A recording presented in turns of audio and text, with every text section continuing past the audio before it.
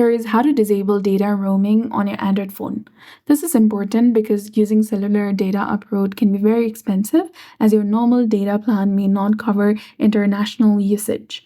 Turning off data roaming prevents these charges, so follow the steps carefully. Swipe up to open your app drawer and locate the settings icon and open it. You can also use the search bar at the top to find the settings application. Once in the settings, go to connections and open it. Now find and tap on mobile networks, that is between SIM manager and data usage. Finally, locate the data roaming, which is in the top of the screen, and toggle the switch off. And that's it. Your phone will no longer use data roaming when you're abroad. You can always re-enable it later if you wish. So that's it for the tutorial. I hope you found this video helpful. If you did, please like, share, and subscribe.